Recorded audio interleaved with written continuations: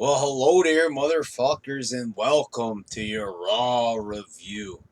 So, another show, Great Balls of Fire, was decent. I said it was more than decent. It was a good show.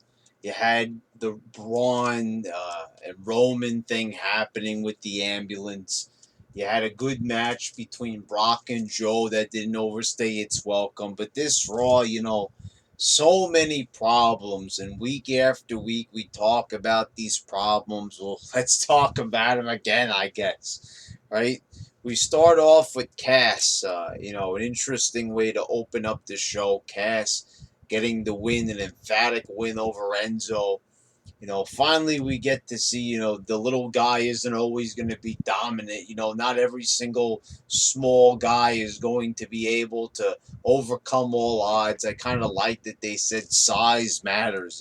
Finally bringing that element back to wrestling, that the bigger wrestler is more likely to beat the smaller guy. So Cass was pretty good here on the mic. Um, Big Show comes out, but then Big Show just kicks his ass right away.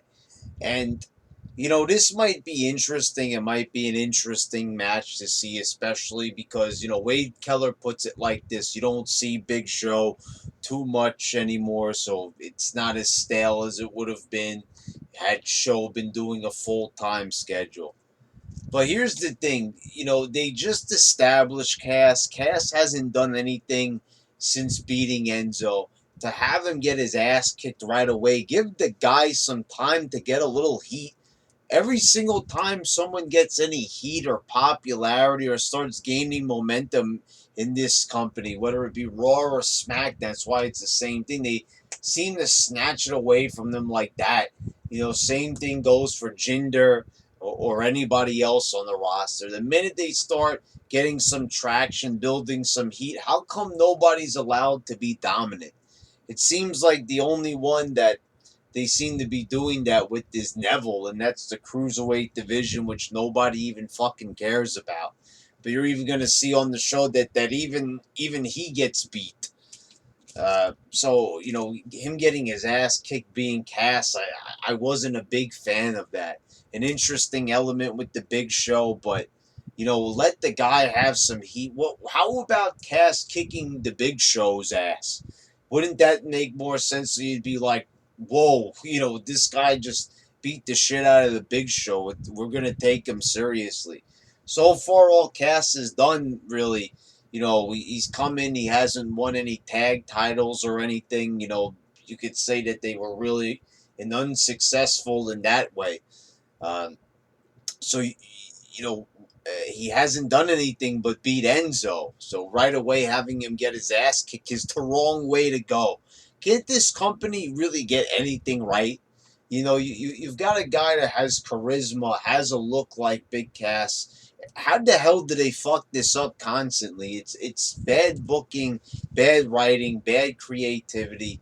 But like, how come they always make the wrong moves? Like, why when they sit down and come up with this idea, do they see it not being a good idea? Doesn't anybody in creative think, well, we probably shouldn't have Cass get his ass kicked right away because he really hasn't kicked enough ass to really be taken seriously just yet.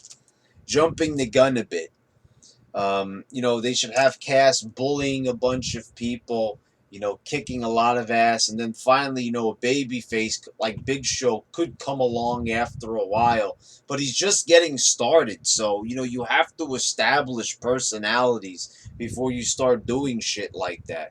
That's the whole thing. It's supposed to be a heel, supposed to gain momentum and be so bad that the fans can't wait until the baby face kicks his ass. That's old school booking that still works, and that's why we come here every Raw, every pay-per-view, and talk about how they keep getting things wrong, and this is just another example.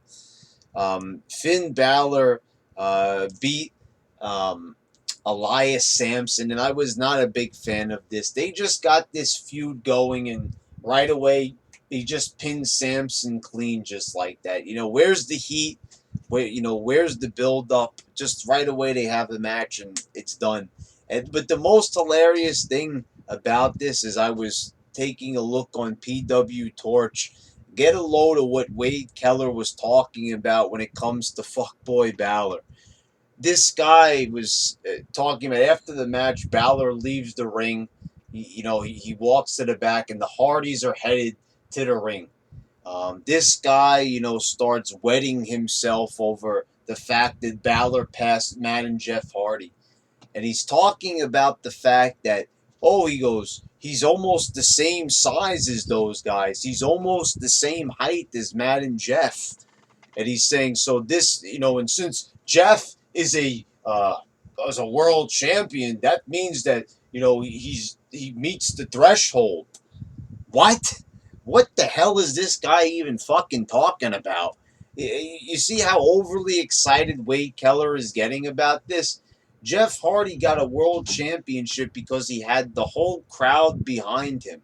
Everybody loved Jeff. Everybody was doing this, buying his t-shirts, at a time of not great popularity, 2008, 2009, but, more popularity than now. There was still more people watching, at least. But Jeff Hardy is, at least the guy has a presence. People love Jeff Hardy. You could see he's an icon.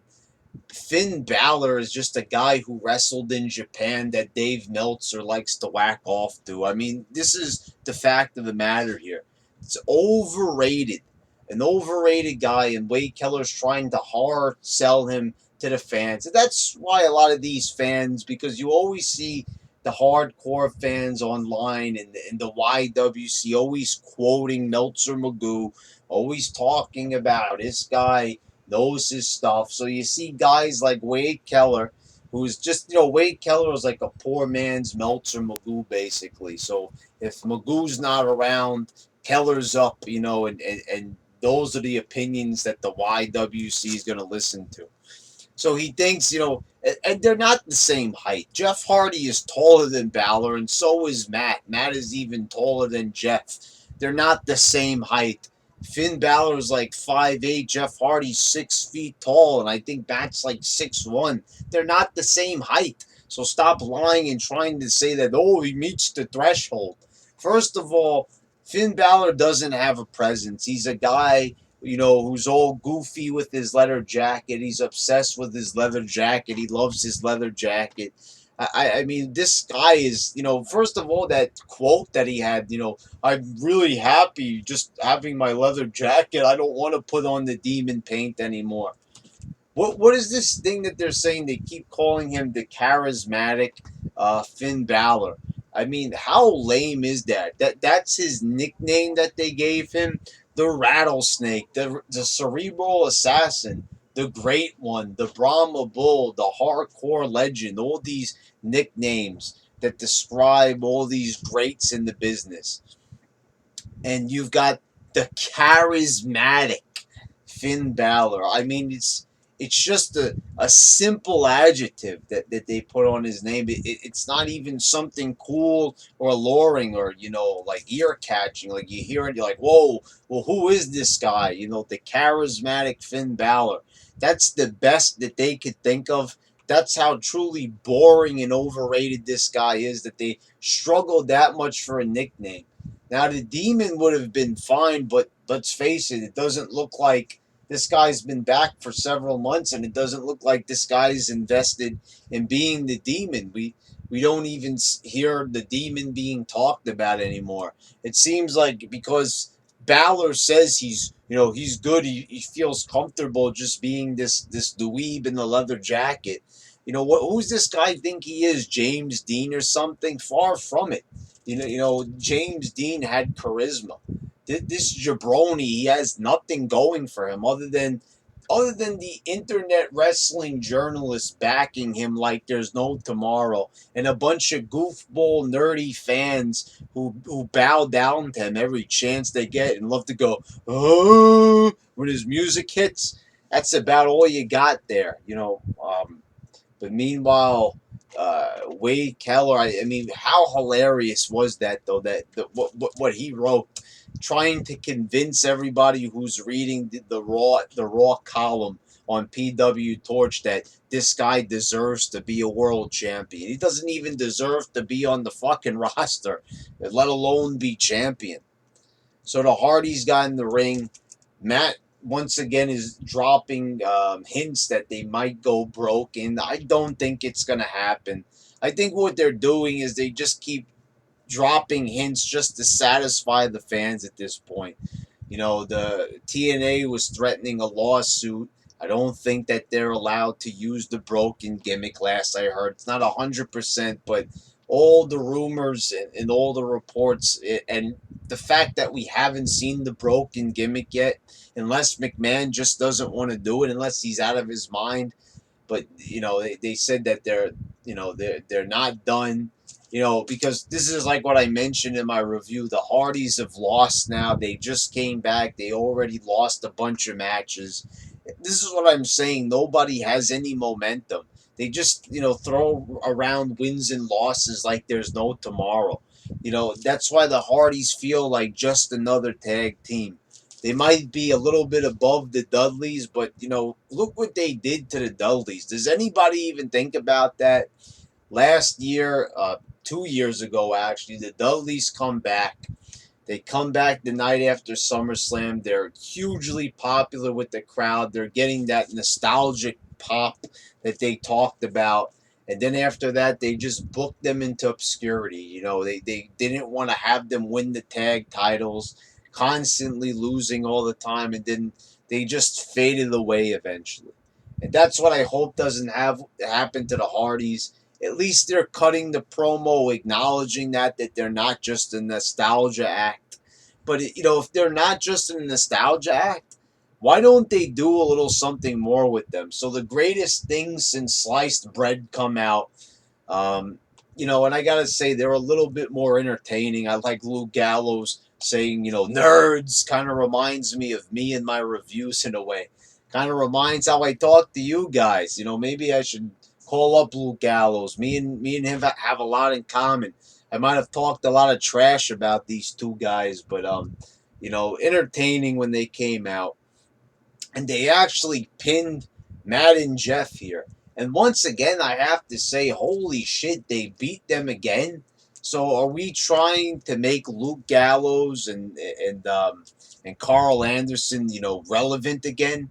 Is this, like I said, I might knock these guys as being overrated, and I really don't see a lot from these guys, and it's mostly because the YWC hyped these guys up so much when they came into WWE, saying how these guys, that's how they earned the nickname from me, the greatest thing since sliced bread, where I barely even refer them by their real names anymore.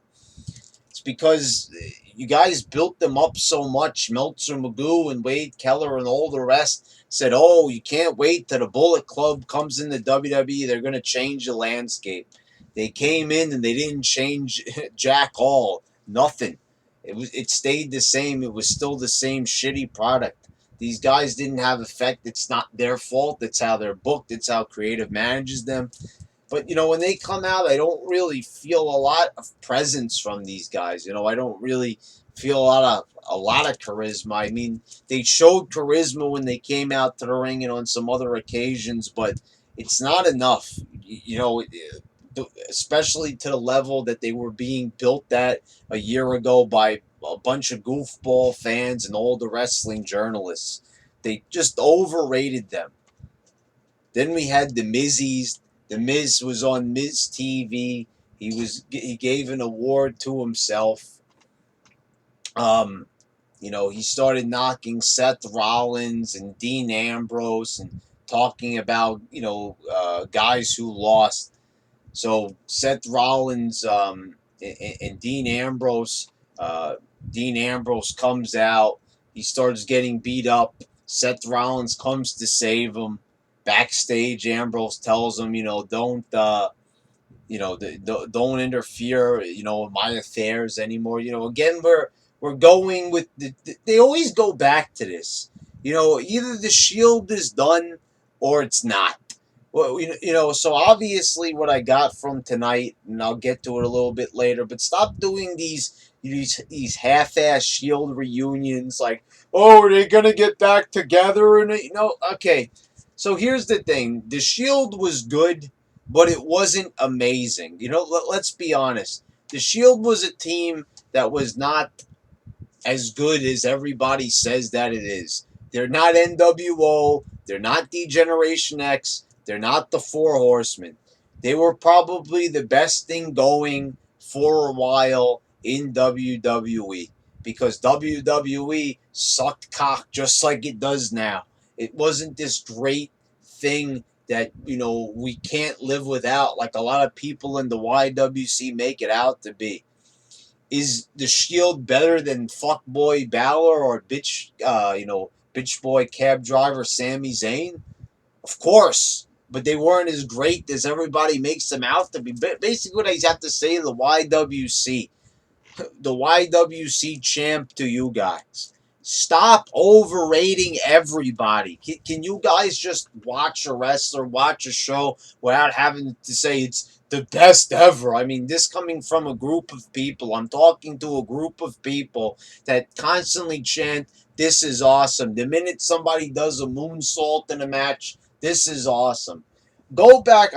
Can somebody make the count? We've got a lot of nerds out there. So maybe can somebody get out their abacus and start making a few counts? Get out your scientific calculators and, tally a little something up here. How many times have we had this is awesome? They've been chanting that shit since the TNA days. So, since they've been at Orlando.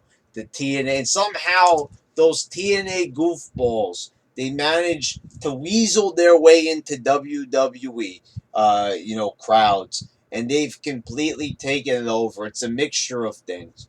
Like I said, I've noticed this goofball crowd ever since the night after WrestleMania 29, which was the WrestleMania at MetLife Stadium, when the goofballs took over and hijacked WWE, and it's been nonstop ever since. Stop overrating everything. The Shield was not that great. It wasn't the best thing ever. Is it better than the Bullet Club? Yes, but you know, like I'm saying, they keep on going back to the Shield WWE to satisfy that small niche of people who are hoping and praying one day the Shield will get back together. And it probably won't. And we need to stay away. This is why these guys never grow as wrestlers. This is why Dean Ambrose is having 1,000 matches with The Miz until the end of time. Because they don't know how to move forward with these guys' careers. Dean Ambrose has already been champion. And he's wrestling for the Intercontinental title, and he can't even win that. And how many times is this guy going to wrestle The Miz? I thought that was it. I thought after pay-per-view, after The Miz beat him for the 90th time, I thought maybe they'd end the feud. But lo and behold, I turn on Raw, and it's the same feud going on again. And I even said in my review, I had a sneaking suspicion that it wasn't over yet. And sure enough, it was not. So, they have to go back to the Shield stuff again and again. They don't know how to move forward. They don't know how to move either guy forward. What happened with Seth Rollins? This is a guy that cashed in Money in the Bank that Triple H had. He was the chosen one. What happened to that? What happened to all that stuff, right? Remember, the main event of WrestleMania, cashing in, and robbing the title from Roman Reigns and Brock Lesnar. What happened to that, Seth Rollins? Instead, I'm seeing a mid-card Seth Rollins. They have him get beat by a fuckboy. Then a year later, he's back where he started, messing around with members of the Shield again. Again with Dean Ambrose, teaming with Dean Ambrose, wrestling Dean Ambrose. I'm surprised with all the LBGT bullshit. Are they going to make Dean Ambrose and Seth Rollins a couple? The way how they argue and quarrel, stay out of my matches. And then how about Seth Rollins' reaction? Acting like a freaking nerd. This babyface Seth Rollins is so damn nerdy. I almost think that he's the perfect illustration and representation, almost like a caricature of the hardcore fans. Jeez, when Dean Ambrose, told him to stay out of his affairs and stop interfering with him and the Miz. Like, and then they, like you see at the end of the show, they're helping each other. We all see what's going on. They're gonna have something at SummerSlam with these guys teaming up against the Miz. You had the wrong side of the thing right here. I had my Great Balls of Fire review actually on the back of the same envelope. Bailey and Sasha Banks defeated Alexa Bliss and Nia Jax, and this time Bailey pins Alexa Bliss. Why? I thought the whole feud going on was Sasha and Bliss. Now Bailey, okay, so they just had a count out for Bliss last night. Why can't she get a win tonight? Like I said, once again, the momentum. She has to get pinned by Goofball Bailey. Can they not see that the way how they're going, that nobody is behind Bailey? Nobody's a big fan of hers. Nobody really cares about this girl. The stupid thing and the stupid happy music and trying to cater to the children already. It's enough already with the Bailey stuff. What do they, why do they keep on harking on it?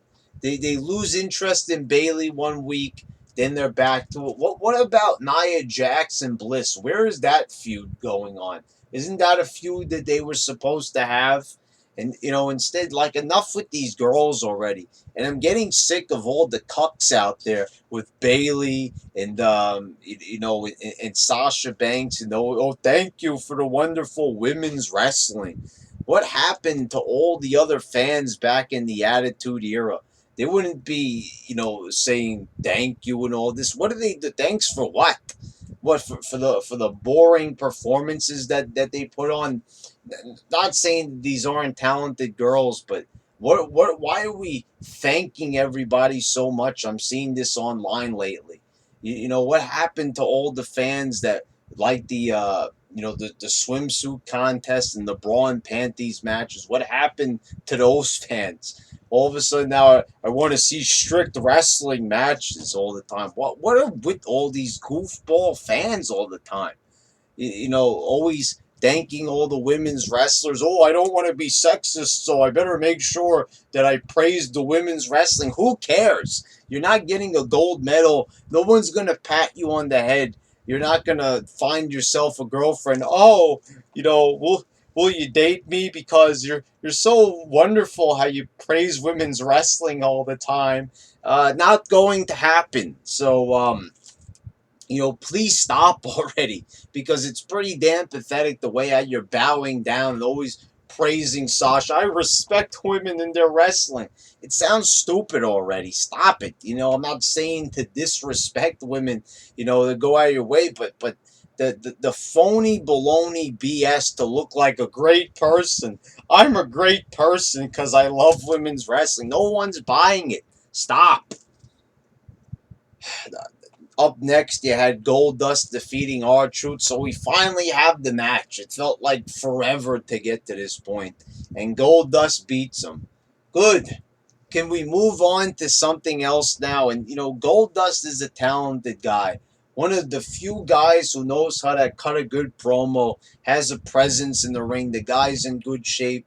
At this stage in his career, most people, you would say that they're in their twilight, past their prime, but this guy's in the best shape of his career. Do something with him. Instead of having The Miz and Ambrose till the end of time, get Goldust in there and with the Intercontinental title scene. Do something. Mix it up a bit. Make it a bit fun. Think about this. That would be interesting. Something with The Miz and Goldust. They're both like, he's a movie star and Goldust is like a wannabe movie star. I don't know, could they be like a team or something? It could be interesting. Or could they feud? That would also be interesting. They could get a lot of material from that. Two charismatic wrestlers. I say book it. Do it. What have you got to lose at this point? Why am I able to stand here in front of this camera and give better ideas than WWE has come up with in years. And this is, I didn't even think about that. I don't have that written down here. I'm just thinking that off the top of my head, just some ideas. Just some random ideas that could work. And it would work. It would be entertaining. It writes itself. All you got to do is give a template to Miz and Goldust, say, go out there. Most of these guys already know how to cut good promos. Give them a little direction. It could be an entertaining feud. You had a good segment with Joe, Brock, and Roman Reigns with Kurt Angle there. So Samoa Joe and Roman Reigns are going to battle it out next week to determine the number one contender. And I hope to God that it's Roman Reigns. Give the guy. I want to see the match again. I don't want to see Fat Boy Joe again. We already saw that match. All you geek wads out there, you already got to see your Samoa Joe. You all got to see your Fat Boy get his chance against Brock, and it's over already. It's done. They're not going to make him Universal Champion. They're not going to, hitch their wagon to his star like you want them to. It's not going to happen. Joe's not going to be champion. They already did that experiment with Fuckboy Balor, and you can see that they're not exactly running to give him the belt again. So don't expect it. But Joe was showing a lot of ferocity here. Roman sounded cool on the mic. Brock, I like how he ripped the microphone out of Heyman's hand. This is what I said a long time ago. He doesn't need Heyman so much because every single time Heyman's repeating himself. Brock is fine on the mic.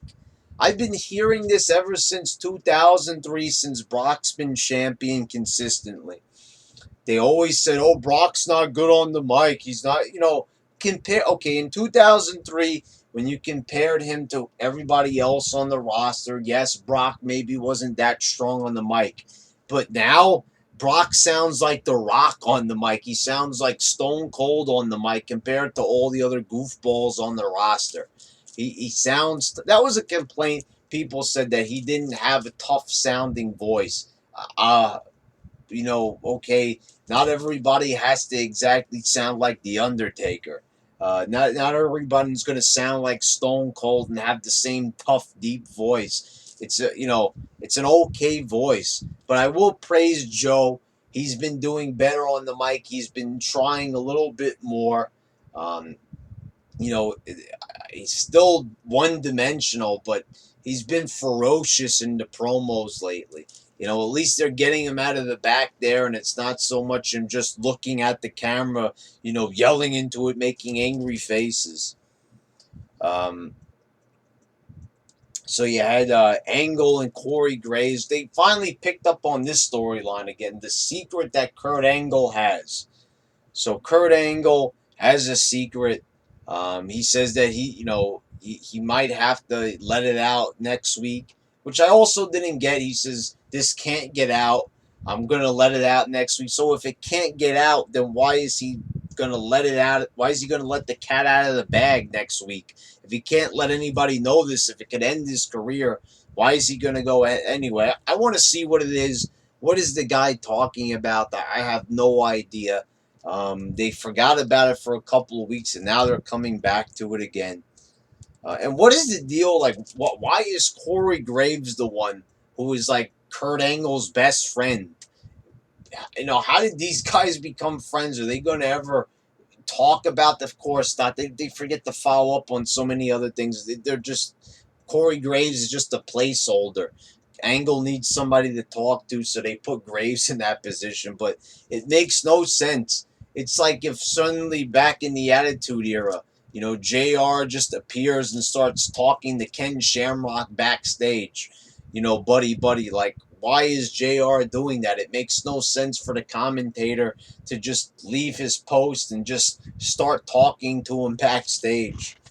What is this thing they're doing with Graves? I've got security footage. Like, all of a sudden, he's the guy who's going to right the wrongs in WWE, this commentator, Corey Graves.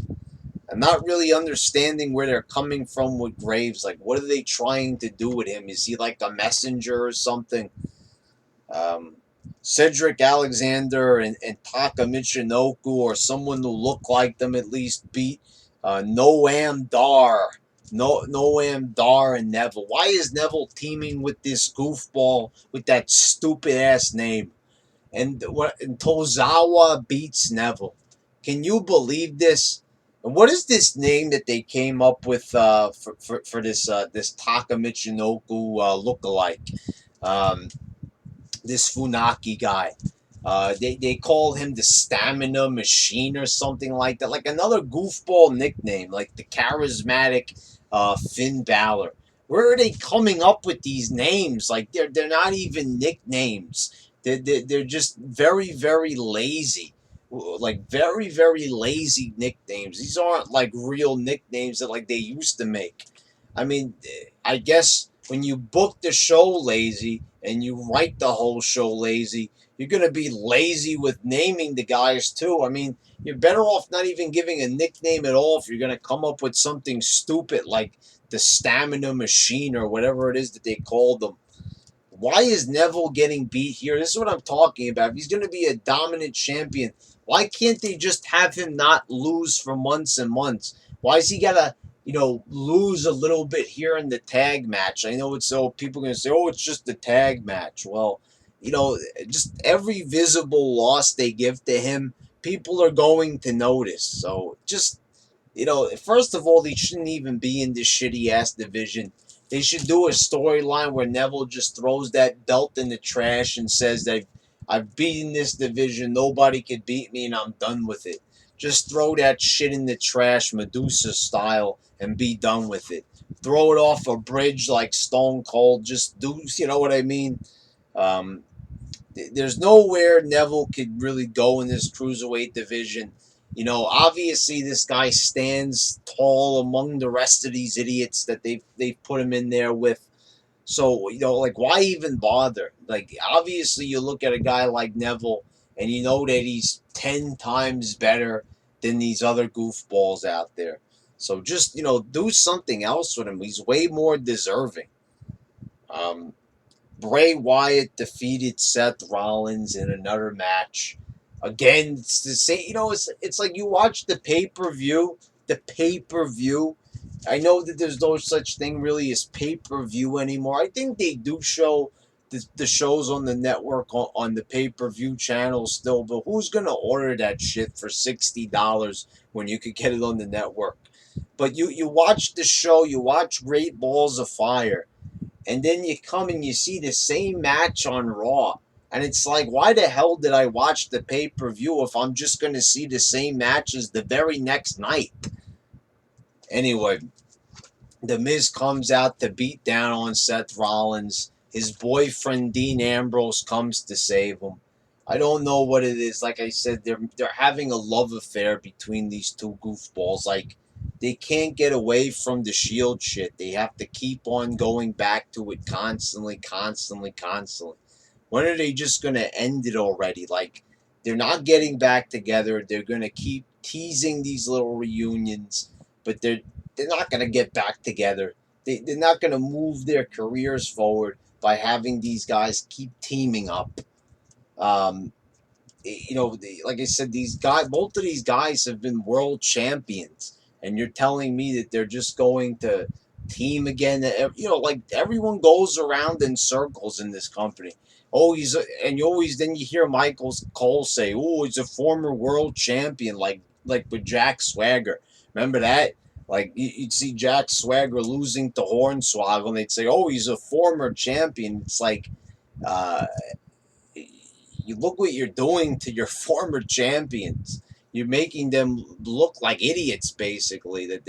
They're so forgettable as champions. Like I'm saying, I'm not going to name all the champions again. Like I'm saying, you never had Stone Cold after winning the world title going back and winning the Intercontinental title. No, he stayed at the top because Stone Cold didn't want any other belt but the world title. It would make no sense to have him go and win secondary titles when he's already been at the top. Anyway, decent enough show, I guess. It wasn't a horrible Raw. But then again, it's like you see this show and you see so many missed opportunities. Why are they not doing with more with people on the roster like the Hardys? You're just making them into another team. You have so much potential for guys. They could be doing more entertaining stuff with Goldust and Neville, guys that actually have looks and charisma, and they're wasting their time with fuck boys and other people on here. Why do we have to look at guys like Noam Dar, for God's sakes? Why is this guy even on the major show like Raw? For like, you want to have 205 live on the network? Go right ahead, but don't put the dude on Raw, for God's. Oh my God. Anyway, motherfuckers, enough about Noam Dar already. Until next time.